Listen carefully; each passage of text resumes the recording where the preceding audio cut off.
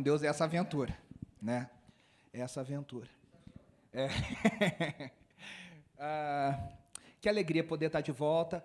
Ô, Júlio, vamos para a salinha? Vai ter a salinha Duda, Isaac, Arthur. A Júlia preparou um material muito especial, com muito carinho. A Ju também vai estar lá. Que bom. Que alegria a gente poder estar junto aqui mais uma semana, depois de 4 semanas sem pregar. E dá uma saudade, viu? Ah, que bom a gente poder estar junto mais uma vez. Que alegria a gente estar junto. E é a primeira pregação que eu faço na IB Metrô em 2 anos e meio que não está numa série de mensagens. Tema livre. Foi a primeira pregação que eu faço acho que eu já fiz, sei lá, 90 e poucas, quase 100 pregações nesses 2 anos e meio. É a primeira de tema livre. E eu pensando, né, como é que a gente vai, o que eu vou compartilhar e como é que vai ser. E claro que com o nascimento do Nicolas, muita coisa na nossa vida, é uma avalanche de emoções, né?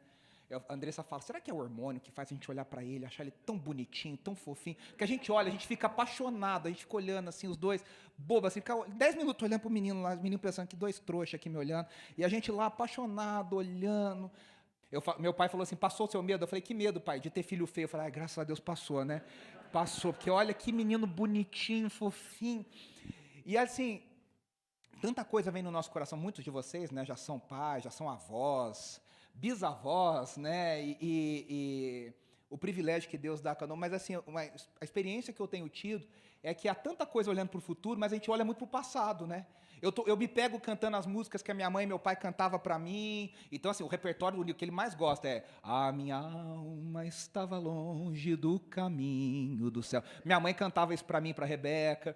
Aí o que ele mais gosta é Tocou-me Jesus. Música nova, de 1950, né? Tocou-me de paz.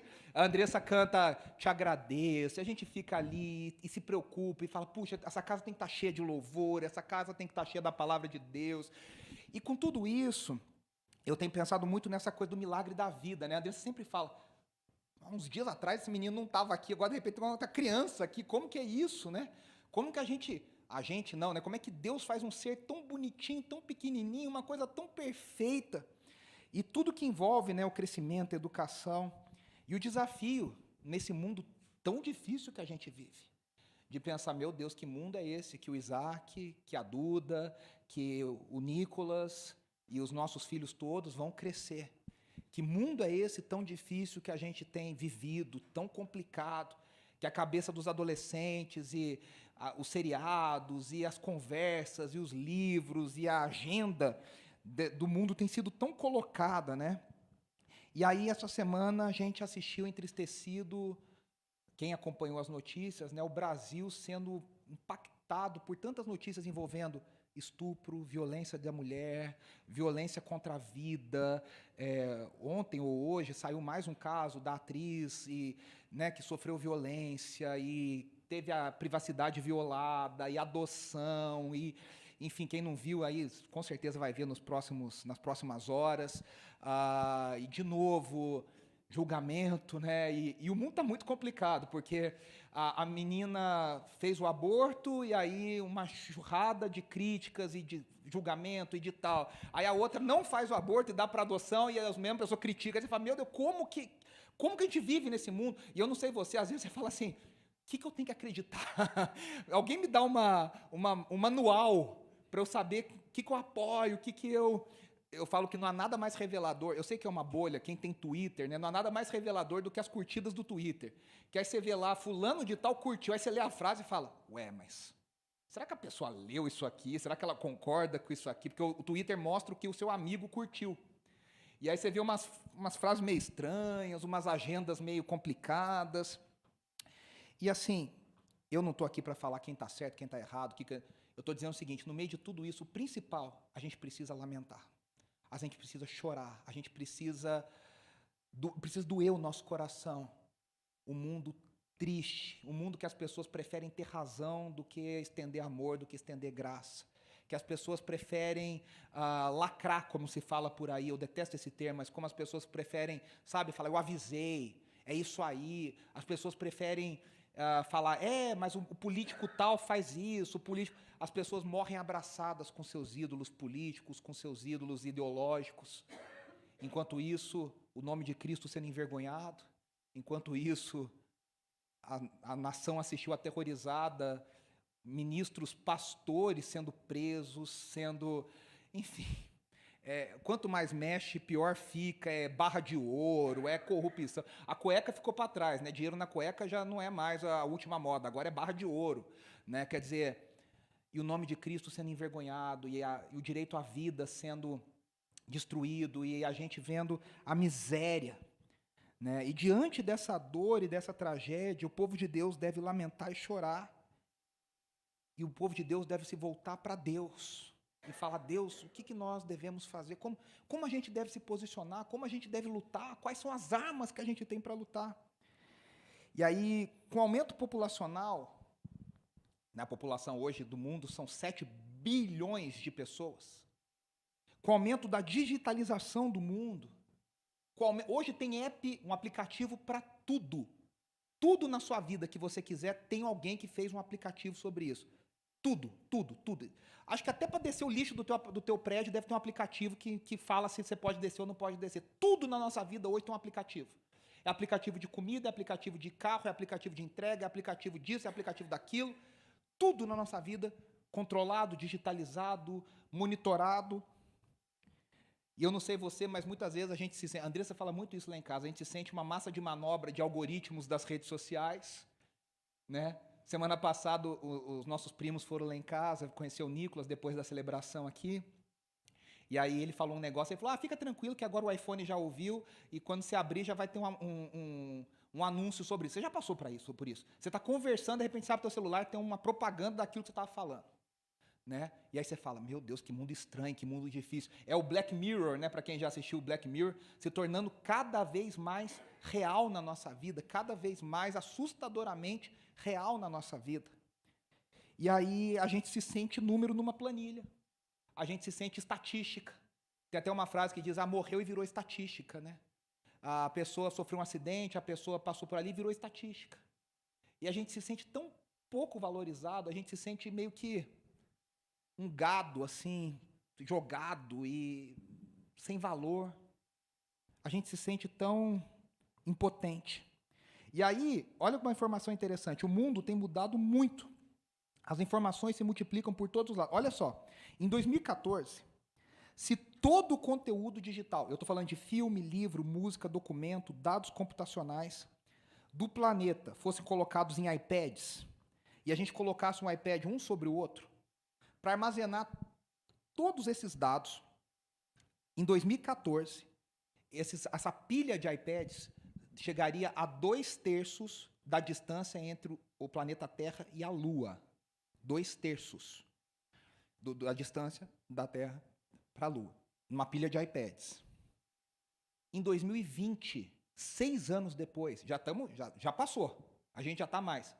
Essa distância era 7 vezes a distância da Terra para a Lua. Em 6 anos, a quantidade de informação disponível no mundo multiplicou-se por 10. Esse número é assustador, porque se você começa a olhar para trás, esses números se multiplicavam a cada 200 anos. Assim, dobrava a cada 200, 300 anos, depois a cada 100, depois a cada 50, e agora nós estamos dizendo que a cada ano, a cada mês, esses números se multiplicam por 5, por 10 vezes. O que está querendo dizer? Esses números nos dizem que a informação, produção. E nesse mundo que a gente tem tanto excesso de informação, a gente tem pouca formação. A gente tem pouco direcionamento real. A gente parece que fica mais perdido do que encontrado, né? A gente tem um excesso. Quem trabalha com educação aqui sabe, aluno hoje dentro disso, é muito difícil o professor hoje dentro de uma sala de aula. Porque antigamente, o professor falava qualquer coisa, o aluno ninguém que aceitava, porque tinha que ir para casa, olhar na Barça, né? Lembra os vendedores lá da Barça, das outras enciclopédias? Você ia lá olhar, pesquisar, conferir. Hoje, o menino está no celular, aqui o professor fala, o professor na Wikipedia fala outra coisa. Olha, é outra coisa. Cá entre nós, quem trabalha com educação é punk hoje em dia. Porque você está competindo. Só que tem tanta informação e parece que é uma geração completamente aleatória, perdida, as pessoas não sabem o que vão fazer da vida. Você encontra gente de quase 40 anos, mais de 40 anos, que teoricamente é um adulto maduro, tendo comportamento de adolescente, falando, olha, não sei o que eu quero, não sei o que vai ser da minha vida. A gente tem hoje, os sociólogos documentam isso, a chamada adolescência tardia. Gente com quase 30 anos se comportando como se tivesse 17. Informação. E aí, mais do que nunca, eu acho que a gente precisa olhar para as questões fundamentais. Quem eu sou? Por que eu estou aqui nesse mundo? Para que eu existo? Qual que é o meu lugar nesse mundo? E por que a vida importa? Se eu me choco com o aborto, se eu me choco com a violência sexual, se eu me choco com a morte, se eu me choco com a banalização da morte, com a banalização da vida, vamos dizer assim, por que eu importo? Por que a vida importa? Por que eu tenho que estar do lado da vida? E aí eu queria olhar para o Salmo 139, escrito por Davi, um salmo que é considerado um dos salmos mais belos, se não, por muitos comentaristas, o salmo mais bonito dos 150 da Bíblia. E eu queria que a gente encontrasse essas respostas nesse salmo. E aí eu falei, né, do nascimento do Nicolas, eu quero pensar no que eu gostaria de ensinar para o meu filho, no que eu gostaria de ensinar para uma nova geração, do que eu queria passar de valores meus para essa nova geração. O Provérbios começa com Salomão dizendo, meu filho, ouça as minhas palavras, ouça os meus ensinamentos. E eu acho que a gente precisa muito dessa concepção, de que a gente tem um legado a passar, de que a gente tem algo a dizer, algo a ensinar. Hoje, a correria foi tão grande que eu não consegui nem colocar o texto no slide. Então, eu gostaria que você abrisse aí no seu aplicativo de celular, na sua Bíblia impressa, para quem ainda tem, né, como faziam os homens das pedras, né? Brincadeira. Essa semana eu li um negócio assim, gente, eu paguei um negócio com dinheiro vivo, como fazia o pessoal lá na Idade da Pedra, né? A pessoa te dá dinheiro, você fala, o que é isso aqui mesmo? Né? Não usa mais, né? E a gente, Bíblia impressa também, a gente esquece um pouco, né? Tudo no aplicativo. Mas eu queria que a gente lesse no Salmo 139. Antes da gente ler, deixa aberto aí. Eu disse, o Salmo 139 foi escrito por Davi, é uma das mais belas poesias da Bíblia. E é interessante que o Salmo 139 mostra um Deus profundamente envolvido com a sua criação. Um Deus que dá propósito para cada ser humano. Quando a Rebeca nasceu, quando eu nasci em 85, meu pai não tinha câmera de vídeo ainda. Quando a Rebeca nasceu em 86, ele já tinha uma câmera de vídeo. E aí filmou o nascimento dela e tal, e aí fizeram uma edição, e aí escolheram uma música, meu pai e minha mãe escolheram uma música e colocaram uma música que alguns vão lembrar que dizia assim, Deus tem um plano para cada criatura, aos astros ele dá o céu, a cada rio ele dá um leito e um caminho para mim traçou. O Salmo 139 é exatamente isso. Deus tem um plano para cada ser humano, Deus traçou um caminho para cada um. E nesse mundo que parece que está desgovernado, a gente precisa relembrar e dizer, Deus está no controle. E aí eu queria que a gente lesse pensando o seguinte, ó, se você olhar aí, o Salmo tem 24 versículos. Como que ele está organizado? Como que ele está estruturado? 4 sessões de 6 versículos. Então, do 1 ao 6, nos fala o Deus que tudo sabe. Do 7 ao 12, nos fala do Deus que está em todo lugar. Do 13 ao 18, fala do Deus que tem todo o poder. E do 19 até o 24, fala do Deus que trará juízo. E ele vai responder 4 grandes perguntas, e eu queria que você ficasse com essas perguntas enquanto a gente lê. Primeira pergunta, o quanto Deus está interessado em mim? Por que eu importo para Deus? Segunda pergunta, onde está Deus? Terceira pergunta, como que Deus me criou? E quarta pergunta, como que Deus me defende? Então nós vamos ler o Salmo 139 todo, que é lindíssimo. E diz assim, Senhor, Tu me sondas e me conheces. Sabes quando me sento e quando me levanto. De longe percebes os meus pensamentos. Sabes muito bem quando trabalho e quando descanso. Todos os meus caminhos te são bem conhecidos. Antes mesmo que a palavra me chegue à língua, tu já a conheces inteiramente, Senhor. Tu me cercas por trás e pela frente e põe a tua mão sobre mim. Tal conhecimento é maravilhoso demais e está além do meu alcance. É tão elevado que eu não posso atingir. Para onde poderia eu escapar do teu espírito? Para onde poderia fugir da tua presença? Se eu subir aos céus, lá estás. Se eu fizer a minha cama na sepultura, também lá estás.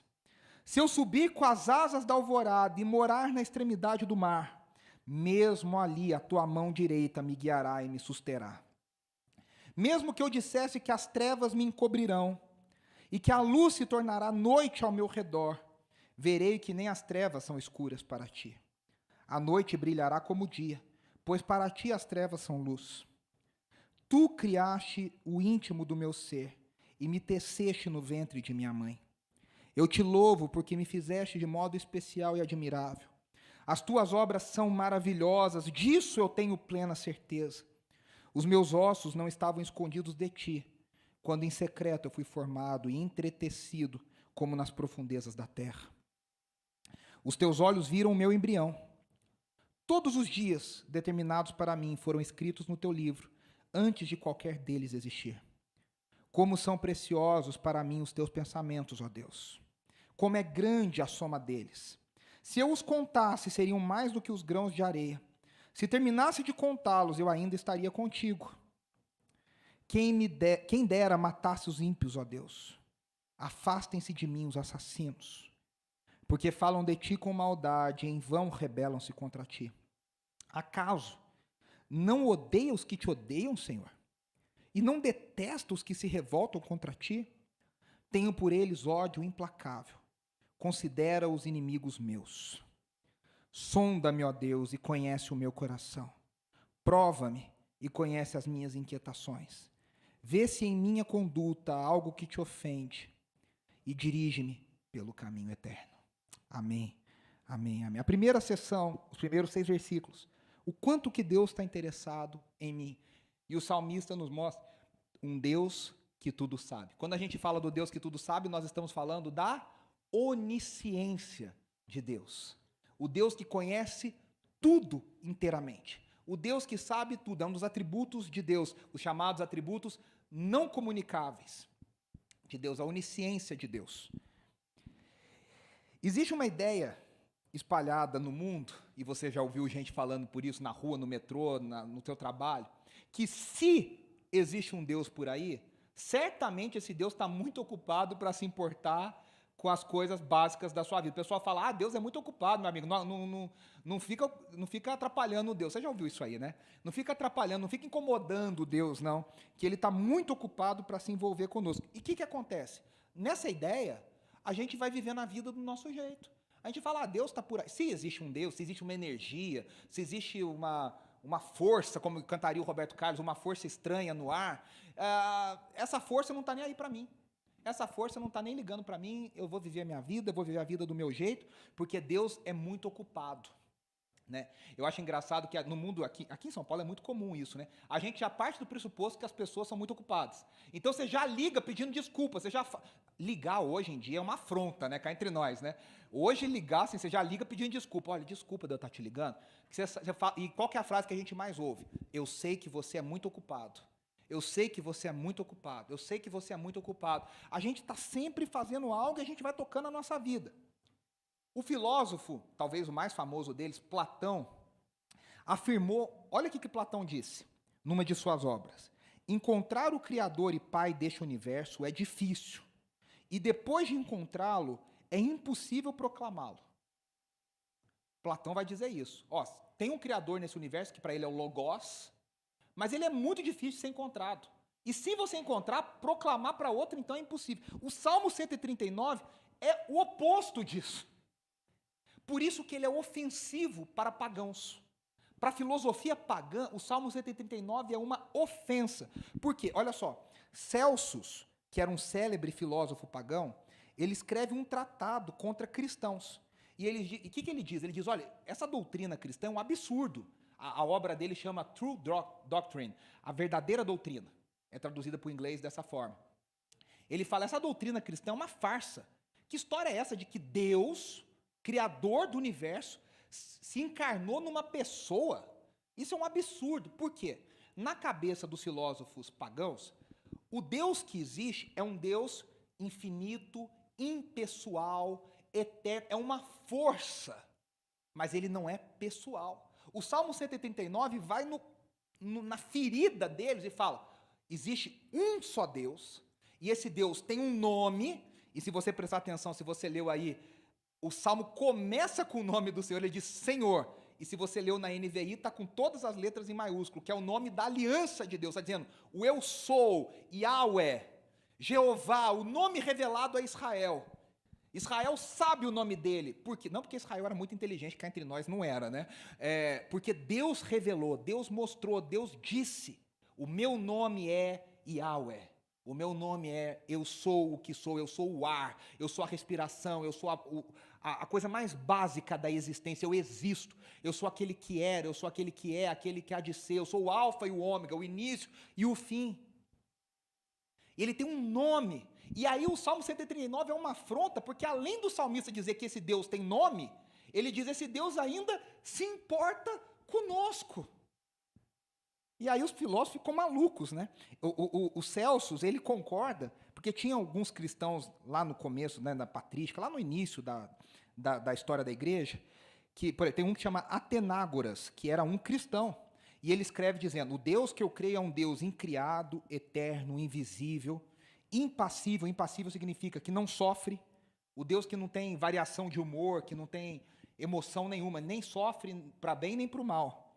Ele é incompreensível. Isso é um cristão falando, hein? O Deus é incompreensível. Ele é infinito, mas ele é envolto em luz, beleza e poder inacessíveis. E aí Celsus fala, esse cara está certo. Não os cristãos que ficam falando que Deus tem nome, que Deus se encarnou em Jesus. Tudo bem que Jesus veio muitos séculos depois do Salmo 139 ser escrito por Davi. Mas Davi está falando de um Deus que tem nome e um Deus que se envolve profundamente com o mundo e com as criaturas que ele criou. E aí, a grande questão é que o Salmo 139 apresenta um Deus transcendente. Transcendente significa um Deus que é grande, um Deus que é inacessível, um Deus que está muito acima de nós. Mas ele apresenta um Deus que é imanente. Imanente significa, é o contrário de transcendente. O Deus que está perto. É o que o profeta Jeremias diz. O Senhor é Deus de perto e o Senhor é Deus de longe. Deus é grande e Deus está perto. Deus é inacessível e Deus é plenamente acessível. São os paradoxos da fé. Deus preenche o mundo e Deus está pertinho de nós. E é isso que na cabeça dos filósofos pagãos não entrava. Tá, eu até aceito que tem um Deus, mas agora que ele tem nome, que ele se importa, que ele tem... Quando a gente fala que Deus é uma pessoa, a gente está querendo dizer o seguinte, ele tem sentimentos, ele tem personalidade, ele tem vontade. Não é uma força abstrata que governa o mundo aleatório. Porque muita gente, e cá entre nós, seria mais fácil para a gente explicar o mundo se a gente acreditasse no aleatório. A pergunta que as pessoas fazem, seus vizinhos, a sua família, você, por que tem tanta gente boa que sofre tanta coisa ruim? Seria muito mais fácil se você falasse, é uma roleta russa, acerta quem tiver que acertar. Estava com azar naquele dia. Seria muito mais fácil. Mas não, a nossa fé declara o oposto. E agora olha só. O salmista Davi abre falando que Deus sabe tudo sobre cada ser humano. Aí eu quero que você preste atenção nos verbos. Ele usa 4 verbos nos primeiros 2 versículos. Ele fala o Deus que sonda, o Deus que conhece, o Deus que sabe e o Deus que percebe. Cá entre nós, para um Deus que sonda, um Deus que conhece, um Deus que sabe, um Deus que percebe, nós estamos falando de um Deus que é inteligente, de um Deus que é ativo, de um Deus que tem vontade própria, de um Deus que é uma pessoa. Aí eu queria falar sobre cada um desses verbos rapidamente. Sonda, do hebraico, é o verbo shakar, e significa procurar, buscar, examinar detalhadamente. Tem gente que tem um pavor disso, né? Passar na prova, quando o professor passa a prova assim, fina, né? A gente já dá uma tremida. Eu me lembro uma vez, lá no seminário que eu trabalhava em Belo Horizonte, teste vocal. E aí a Ana Paula Valadão foi participar da banca. Tipo um The Voice, assim, sabe? E aí os meninos, vamos cantar. De repente, no meio da prova, ela levanta. E ela vai chegando perto da boca das pessoas e botando o ouvido na boca de cada um. As pessoas começam a ficar branca, azul, roxa, cantando assim, meu Deus. Por quê? Porque você quer ficar no bolo, né? Você não quer que a pessoa preste atenção em você ali detalhadamente. O verbo sondar, Senhor, tu me sonda, significa Deus me procura, Deus me chama e me olha detalhadamente. Sabe aquele olhar de mãe que bate o olho na coisa errada na hora? Mãe tem uma unção para isso, né? Né, Beth? Você fala assim, não, tá tudo certo. A mãe, na hora, ela sabe que tá errado. Acende um sinal celestial, não sei onde, né? As mães veem alguma coisa e falam, tem alguma coisa errada. E vai e acha, né? Deus olha detalhadamente. O Deus Criador me examina. Conhece, do hebraico, um verbo muito importante no hebraico, yadá, que é perceber. O Deus Criador me percebe. Aqui que está a grande coisa. Você fala, no meio de 7 bilhões de pessoas, eu vou passar despercebido. E Deus, opa, já te vi. Já te conheço. Sabe aquela história de Caim e Abel? Caim mata Abel, e aí Caim tentando, né? Deus fala, Caim, vem cá. Aí você pensa, lá era mais fácil que tinha menos gente, né? Lá tinha uns 4, 5, a gente não sabe, brincadeira. Mas, cadê teu irmão? Aí fala, tanta coisa para perguntar, né? Vai perguntar justo do meu irmão. Deus percebe, Deus está ligado. Como a gente diria na gíria, né? Deus está ligado. Sabe, é o mesmo verbo no hebraico. O Deus que conhece é o Deus que conhece. O Deus que percebe é o Deus que percebe. E ele percebe o quê? Quando eu me levanto e quando eu me sento. Cá entre nós, essa é a coisa mais ordinária, no sentido de comum da vida. A NVI traduz como quando eu trabalho e quando eu descanso. Cá entre nós, se é quando trabalho e quando descanso, é o Deus que te percebe o tempo inteiro, porque ou você está descansando ou está trabalhando. O salmista está dizendo, Deus te vê o tempo todo.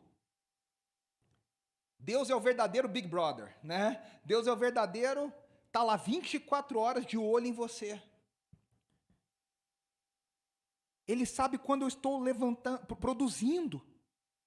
Por isso que é ridícula a ideia que muito crente tem de que Deus só olha quando a gente faz coisa na igreja.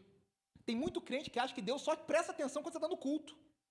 Eu vim aqui com a roupa para ver Deus. Já viu essa história? Roupa de ver Deus? Né? Não, Deus tem que me ver bonitinho. Não, querido, Deus te vê sem maquiagem, amassado, fedido. Deus te vê do pior e no seu melhor. Deus te vê o tempo inteiro. Mas a gente tem essa ideia, né, de que a gente vai na igreja para Deus ver a gente. Você fala, Deus, eu vim, hein? Tô aqui, ó. Sabe aquele velório que você vai meio que na obrigação e você faz questão que a pessoa da família veja, tô aqui, meu sentimento. Só para falar, marquei presença, tô aqui. A gente quer que Deus, às vezes, saiba que a gente está aqui. Deus vê a gente o tempo inteiro. E aí o último verbo diz, Deus me percebe. No hebraico é a palavra bin. A revista atualizada traduz como me penetras no meu ser. Discerne o meu ser, compreende o meu ser. Deus me conhece tão bem que Ele já sabe o que eu estou pensando de longe. A gente só tem essa capacidade de saber o que a pessoa está pensando, sem que a pessoa fale, com gente que você conhece muito. E cá entre nós, o nosso cônjuge, pai, mãe, assim, né, a gente já sabe assim, do jeito que a pessoa... Eu falo para a Andressa que às vezes ela de costas, eu já sei como está o humor dela de costas. Você tem gente na vida que você sabe isso. Mas isso significa uma profunda intimidade, uma profunda relação, um profundo conhecimento. O Deus que conhece o teu pensamento. Gente, o que é o mais íntimo que o ser humano tem? O pensamento. É a terra de ninguém. Você fala que é só meu. É a famosa, o pessoal fala de homem, né? Que é a caixa do nada, é aquele lugarzinho que é só teu. Você pensa as coisas malucas, mas é só você. E o salmista está dizendo, Deus sabe cada pensamento. Não tem nada que Deus não saiba. Aí eu te pergunto, se Deus conhece cada pensamento, o que é saber as palavras? Se Deus já sabe o que vem antes da palavra, Deus sabe. Se bem que tem gente que fala sem pensar, mas isso é outra história. O Deus que conhece o pensamento sabe o que vai sair do pensamento. Ele conhece cada palavra antes que a palavra seja formada. Então o salmista está dizendo, o conhecimento que Deus tem sobre nós, ele é total. Deus conhece o meu pensamento, Deus conhece cada ação minha, e Deus conhece cada palavra minha. Isso significa uma coisa muito clara para nós aqui, queridos. Hipocrisia diante de Deus não serve de nada. Os profetas falam vez após vez, olha, tá lindo esse cântico no culto, tá maravilhoso. Olha, essa oferta tá linda, roupinha bonita, mas é tudo mentira. Jesus fala isso para os fariseus. Olha, o discurso de vocês é maravilhoso, pena que é só um discurso, porque por dentro vocês estão mortos. Antes a palavra de vocês fosse verdade, mas é tudo mentira, hipocrisia. Porque Deus sabe. Tem uma canção que a gente já cantou várias vezes aqui na IB Metrô que a gente fala, Deus sabe, Deus ouve, Deus vê. Deus sabe. E aí no versículo 3, Davi diz do Deus que sabe muito bem. Na versão atualizada fala esquadrinhas, que significa, no hebraico, a ideia de peneirar. O que Deus faz? Deus pega cada ação sua e ele passa a peneira. Ele vai passando na peneira. O apóstolo Paulo fala isso de outro jeito. Ele diz assim, que lá no final dos tempos, a nossa ação vai ser provada no fogo. Deus vai pegar tudo que você produziu e vai jogar fogo. Se sobreviver, se passar, beleza. Se queimar, já era. O que era palha, o que é precioso, permanece. Por que o ouro é precioso? Porque ele permanece no fogo. Por que a prata é preciosa? Porque ela permanece no fogo. E aí Davi diz, Deus peneira cada ação, nada escapa do conhecimento de Deus. E aí no versículo 5 e 6, para fechar essa sessão, o salmista fala, o Senhor me cerca por trás e pela frente. Ele está usando uma palavra que fala de uma cidade sitiada em guerra. Ele está dizendo, Deus me cercou que nem os inimigos cercam uma cidade. Só que ele está dizendo do lado positivo. Deus armou o cerco. Eu não sei se você já teve essa sensação. É a sensação de Jonas. Jonas fala, eu vou fugir para o lugar mais longe do mundo. Aí Jonas vai, barco. De repente, Deus está lá. Ele fala, agora então eu vou para o mais profundo. De repente, Deus está lá. E é o tema da próxima sessão, né?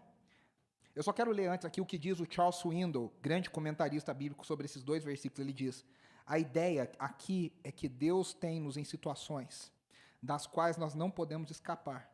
E ali Ele nos conserva, ali Ele nos orienta, ali Ele nos restringe, ali Ele nos impede de fugir. Isto explica porque a sua boa mão está sobre nós. Sabe aquela história? A Suquita, minha cachorrinha, odeia tomar banho. Odeia vacina, odeia qualquer coisa que segurar. Você segurar, fica ali. Sabe, às vezes é Deus com a mão ali segurando, a gente se debate, a gente quer correr, a gente quer fugir, a gente quer e Deus, a mão de Deus está ali, segurando, falando, você não vai fugir, você vai esperar, você vai ficar aqui. Eu, quando era criança, para tomar vacina, era um Deus nos acuda. Meu pai tinha que me segurar, botar no ombro aqui assim, para a pessoa vir e dar a injeção. Era uma loucura. A mão de Deus, às vezes, faz isso com a gente. A gente corre, a gente se debate, a gente se esperneia, e a mão de Deus nos segura. O que eu diria para o meu filho diante disso? Eu diria, filho, Deus sabe cada detalhe da sua vida. Ele se interessa por cada área da sua vida. Não há nenhum momento que Deus acha chato. Não há nenhum momento que Deus acha não importante. Meus irmãos, para a gente viver a vida de Deus, a gente precisa ter a consciência de que Deus se interessa por tudo na nossa vida. A nossa vida toda está diante de Deus. E aí a gente chega na segunda sessão. Onde Deus está? O Deus que está em todo lugar. E aí ele começa com duas perguntas. Ele fala, onde eu posso escapar do teu espírito? Para onde eu poderia fugir da tua presença? Para quem está lendo aqui meio desavisado, parece uma pergunta de gente desesperada, né? Senhor, para onde eu posso fugir? Me fala para onde eu posso escapar. Só que o salmista não fala num desespero, ele fala numa aceitação, sabe? Ele já aceitou. E a resposta é uma pergunta retórica, são duas perguntas retóricas, e a resposta é lugar nenhum. Para onde eu posso fugir? Lugar nenhum. Para onde eu posso escapar? Lugar nenhum. E aí ele fala, é impossível fugir da presença de Deus. Ele fala isso de uma maneira muito linda, né? Ele fala: o mundo inteiro está cheio da presença de Deus. Ele diz: no mais alto monte, Deus está ali. No mais profundo abismo, e a palavra aqui para abismo, na NVI é sepultura, no original é Sheol, que é na mentalidade hebraica, na cultura hebraica, é o lugar dos mortos. Eu vou num lugar que só tem gente morta. Eu vou me fingir de morto. E aí, de repente, o salmista descobre que Deus está ali também.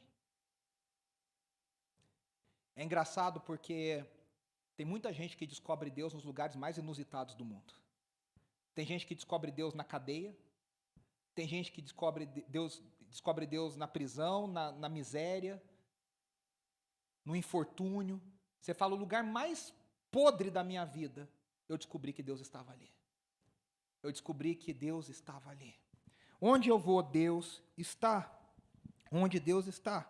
O texto no hebraico a construção é assim: eu subo mais alto, o Senhor está lá.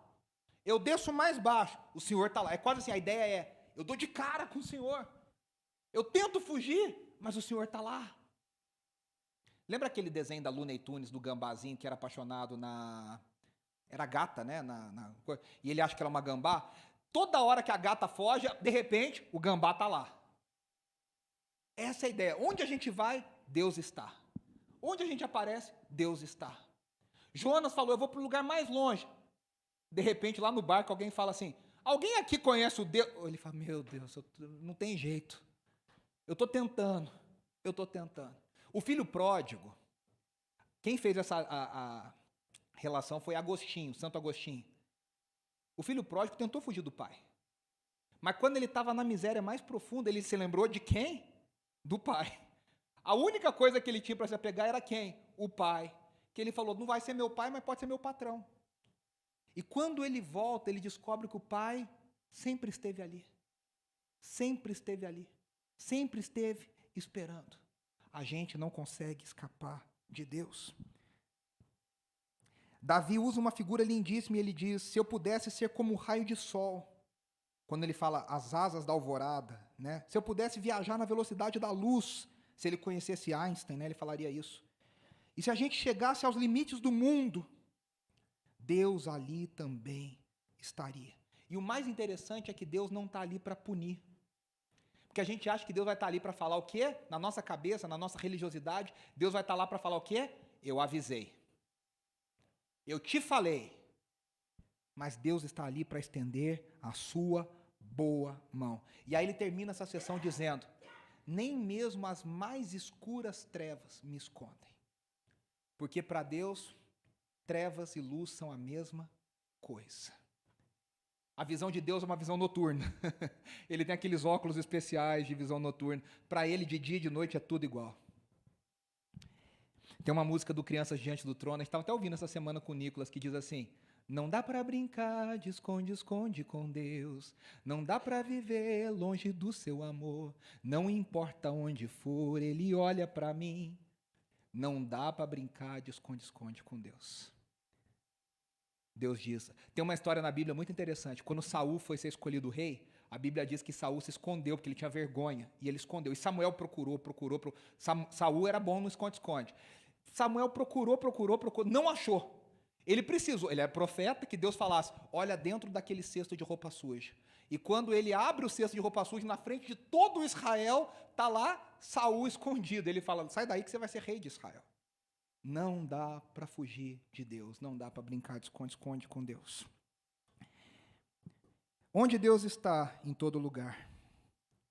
E aí a gente chega na sessão 3, e a gente já está caminhando para o final, que é a sessão aqui onde eu queria que a gente refletisse bastante. Como que eu fui criado por Deus? E aqui fala do Deus que tem todo o poder. O Deus que é onipotente. A gente já falou do Deus que é onisciente, o Deus que é onipresente, e agora o Deus que é onipotente. E, na verdade, aqui é o coração de tudo. Por que Deus conhece cada pensamento? Porque Deus me criou. Por que Deus está em todo lugar? Porque Deus criou o mundo. A onisciência de Deus está no seu poder criador, no seu poder, no seu todo poder, no poder pleno. Ele me criou em detalhes. E aqui é uma figura lindíssima, o Deus que enxerga nas trevas. É o Deus que olha nas trevas do ventre da mulher, o lugar escondido da mulher. E ele vê perfeitamente, ele vê quando o embrião é formado. E aqui a gente, quando vive uma gestação, a gente descobre a gestação. Algumas mulheres descobrem mais cedo, outras mulheres descobrem mais tarde. Eu conheço histórias de pessoas que descobriram com 7 meses. Você conhece história de gente assim? Eu conheci um casal que eles tinham 2 filhos. A última filha, ela descobriu que estava grávida com 7 meses. Ela falou, foi um susto, de repente, tá grávida, 7 meses. Quer dizer, imagina o susto, né? Tem 2 meses para arrumar tudo, né? Mas Deus sabe no exato momento onde há o encontro do óvulo do espermatozoide. Deus já sabe. Por isso que o milagre da vida no ventre é uma obra de arte e uma demonstração do poder. Por isso que um aborto, por isso que cessar essa vida é uma afronta tão grande a Deus. Porque a vida é um milagre. Davi não sabia. Ele diz que isso é uma obra de arte, mas a gente sabe. O nosso corpo é formado por trilhões de células. E cada célula tem uma cadeia de DNA que dizem, o Fábio pode me corrigir, quase 2 metros, se a gente, não é isso, Fábio? Se a gente colocasse em linha reta, uma cadeia de DNA. Alguns dizem 1,60 m, outros dizem 1,70 m. De repente enrolado numa célula que a gente não enxerga. Com trilhões de células. A vida é um milagre. Eu sempre falava isso para o Andressa. A gente ia para cada consulta do Nicolas na barriga e eu falava, tem tanta coisa que pode dar errado, tanta coisa que pode dar errado. Eu falava, Andressa, se esse menino nascer saudável é um milagre. Que os médicos falam, olha, pode acontecer isso, pode acontecer aquilo, tem uma síndrome assim, tem não sei o que lá, pode ser assim, pode ser assado, pode acontecer não sei o que lá, pode isso. A vida é um milagre. E Deus sabe desde o início, Deus vê desde o início, Deus colocou a vida. A vida não é aleatória. Por isso que o versículo 3 diz que Deus, Ele mesmo, ativamente criou, Ele teceu, Ele tricotou com as mãos. A ideia do salmista é como se Deus pegasse os órgãos, os ossos, e Ele fizesse uma mágica divina, e Ele colocasse aquilo tudo junto de repente. Como que a vida acontece? A gente sabe. A gente tem os processos, a gente tem as imagens, mas no fim ninguém sabe como aquilo acontece. A gente sabe que acontece. Agora, como acontece? Quem que ensinou para as células que elas têm que dividir, multiplicar, que uma parte vira isso, uma parte vira aquilo? Quem que colocou isso? O próprio Deus. O próprio Deus. E aqui diz que Deus olha o nosso íntimo. No original, a palavra é, Deus conhece os meus rins. Aí, Fábio. Deus conhece os meus rins. Porque no mundo antigo, rim era o que para a gente hoje é o coração. É o centro das emoções e dos pensamentos. Eles achavam que era nos rins que ficavam esse centro das emoções. Está dizendo, Deus conhece os meus ossos. Então o salmista está dizendo, Deus conhece a minha alma e Deus conhece o meu corpo. Deus sabe cada coisa. Deus sabe a personalidade, Deus sabe os traços, Deus sabe cada coisa. Deus sabe tudo. Por isso que nós não somos fruto de uma evolução aleatória. Por isso que a vida precisa ser preservada, que a vida precisa ser respeitada. Por isso que não dá para dizer, não nasceu, a escolha é porque Deus criou cada um de nós. Ativamente envolvido, Deus formou cada um de nós. Os olhos do Senhor estavam sobre nós desde o início, quando éramos embriões. E mais do que isso, a gente já fazia parte do plano de Deus. Por isso, pela palavra, nós afirmamos que o embrião já é uma vida e ela já tem significado. Porque ela já tem o que é mais precioso, um embrião. O que o salmista está dizendo é o seguinte: aquele serzinho de milímetros que está no ventre, que ninguém descobriu, mas Deus sabe que está lá, nas trevas, no sentido de estar escondido, ele já tem uma coisa: todos os dias dele já estão planejados por Deus. Deus já sabe o fim desde o começo, como diz a canção do Estênio Março. Deus já planejou cada coisa, Deus já colocou o seu desígnio, a sua soberania, os seus planos. Por isso essa vida é sagrada. Porque ela já contém os planos de Deus. O Charles Swindoll escreve assim: a palavra hebraica traduzida por foram escritos é usada frequentemente no Antigo Testamento como um oleiro que forma o barro em sua roda, moldando, pressionando e amassando, até que o barro assuma a forma que o oleiro tem em mente. Deus forma os nossos dias para que eles sejam exatamente o tipo de dias que deveríamos ter para nos tornar o tipo de pessoa que Ele quer que nós sejamos.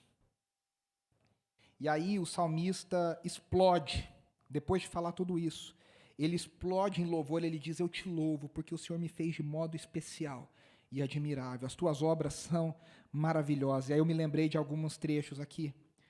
Isaías 55, o profeta diz, no versículo 8 e 9, pois os meus pensamentos não são os pensamentos de vocês, nem os seus caminhos são os meus caminhos, declara o Senhor.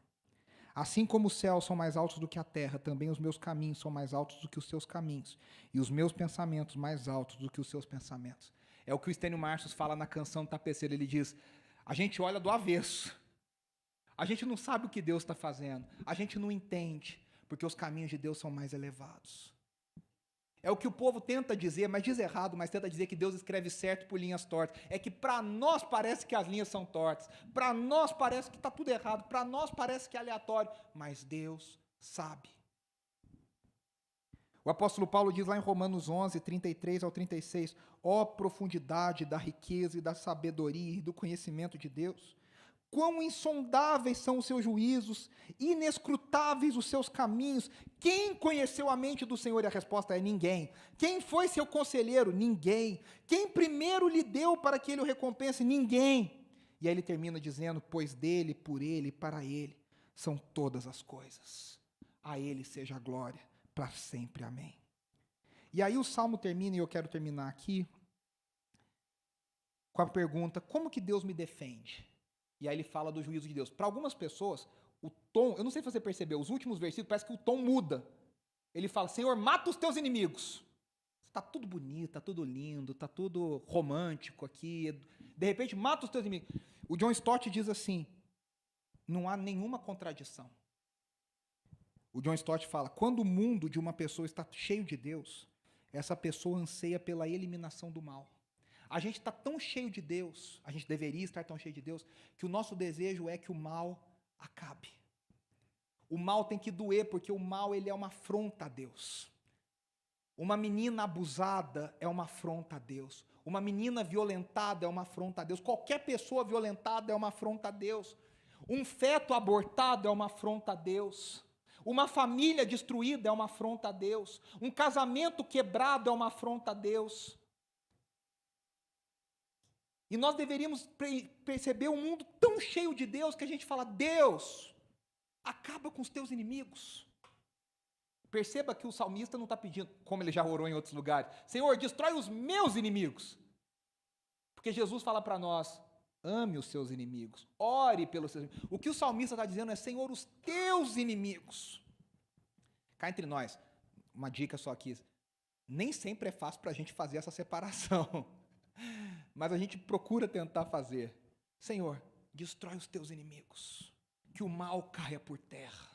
Que o mal seja derrotado. Que o mal seja envergonhado.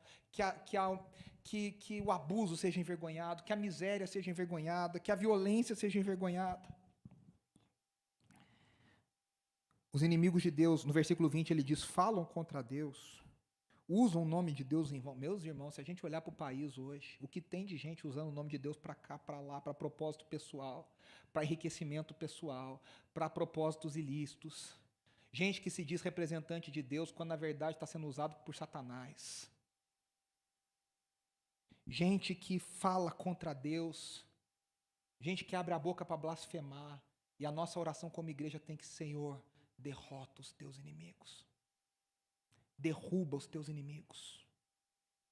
O apóstolo Paulo diz que os inimigos são espirituais. Claro que eles também atuam em pessoas de carne e osso. Mas a vingança pertence ao Senhor. Nós temos que orar: Senhor, executa a tua vingança. Porque no mundo que nós vivemos, há gente blasfemando contra Deus. E cá entre nós, tem gente que está dentro das igrejas blasfemando contra Deus. Tem gente que tem título de pastor, que está usando o nome de Deus em vão. Tem gente que é profeta, apóstolo, pai apóstolo, quarta pessoa da Trindade, que está blasfemando contra Deus. E eu quero encerrar aqui com Davi. Davi encerra esse salmo não olhando para cima ou à sua volta. Ele termina olhando para dentro. E ele fala, sonda-me, ó Deus. Tem até a canção da Aline Barros, do Robson Nascimento, quem lembra dessa canção? Sonda-me, ó Deus, conhece o meu coração, prova-me os... Essa é uma oração corajosa.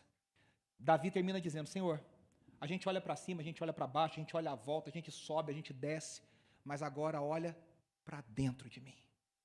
E faz a prova. E se tiver algo em mim que não te agrade, que o Senhor me leve para o bom caminho, que o Senhor me corrija. E essa correção, essa é uma oração corajosa. E eu quero te incentivar junto comigo, essa aqui é um desafio pessoal. Será que a gente está disposto a se submeter a Deus assim e falar, Senhor, nada mais importa que o Senhor seja o centro, que o Senhor seja o alvo. Essas orações são orações perigosas. Senhor, olha para dentro de mim e vê se há em mim o mal que eu estou acusando nos outros, vê se tem algo dentro de mim. A hipocrisia que eu falo no outro, vê se tem em mim. A dor que eu falo do outro, vê se tem em mim. E corrige os meus caminhos. O Tim Keller, no livro sobre casamento dele, ele fala um negócio muito legal, que é uma arma para todo mundo. Ele fala assim, quando você for acusar o seu cônjuge de egoísmo, olha para o seu egoísmo primeiro. Que ele fala, eu converso com o marido fala assim, a minha mulher é muito egoísta. Aí sai o marido e entra a mulher. O meu marido é muito egoísta. Ele fala, qual é a conclusão? Os dois são egoístas.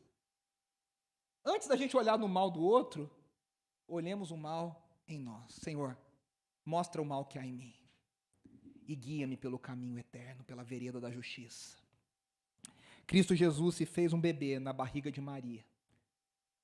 Cristo Jesus desceu às trevas do ventre de Maria. Cristo Jesus desceu até nós, se fez um de nós, experimentou a nossa vida, viveu como um de nós. E o que é Jesus em nós? Deus conosco, Emanuel, Ele está presente. A maior prova, o salmista não viu isso, a gente sabe. Deus se importou tanto que Ele enviou o seu Filho para viver no meio de nós, para morrer por nós, para ressuscitar por nós. Cristo Jesus é o cumprimento da oração de Davi. Na cruz Ele venceu todos os inimigos. E nós aguardamos em meio à dor e ao sofrimento o dia em que Ele voltará para destruir todos os inimigos. Eu queria que você fechasse os seus olhos, nós estamos encerrando, eu quero orar. Senhor, como a Tua palavra é maravilhosa, como a Tua palavra nos ensina, como a Tua palavra vai fundo no nosso coração. Nesses dias tão difíceis, tão complicados, a nossa oração é a oração corajosa de Davi. Olha para dentro de nós, sonda o nosso coração, passa o raio-x no nosso coração, passa o scanner no nosso coração e mostra aquilo que há de mal no nosso coração, na nossa mente, nas nossas emoções. Corrige o nosso coração, cura o nosso coração, cura os nossos caminhos, corrige os nossos caminhos, as nossas ações. Nós entregamos a Ti os nossos pensamentos, nós entregamos a Ti as nossas palavras, nós entregamos a Ti as nossas ações, nós entregamos a Ti cada parte do nosso dia, da nossa vida. Nós dizemos, nós queremos vir para o Senhor. Senhor, vinga os Teus inimigos, destrói os Teus inimigos. Há tanta violência, há tanto abuso, há tanta manipulação, Senhor, quanta dor há no mundo. E nós Te clamamos por misericórdia. Vem, Senhor, e derrama a Tua vingança. Vem e derrota os Teus inimigos. Vem, Maranata, a hora vem, Senhor Jesus. Volta, Jesus, para redimir todas as coisas. Enquanto isso, que nós sejamos testemunhas do Senhor. Que nós vejamos a Tua luz brilhando em nossas trevas. Porque para Ti não há trevas profundas demais. Senhor, que nós amemos a vida. Que nós estejamos do lado da vida. Que nós estejamos do lado daquele oprimido, que nós estejamos ao lado do órfão, da viúva, daquele vulnerável, que o nosso coração se incline para os que choram, que a gente chore com os que choram, Que mais do que abraçar ídolos políticos, ídolos ideológicos, o nosso coração queira se render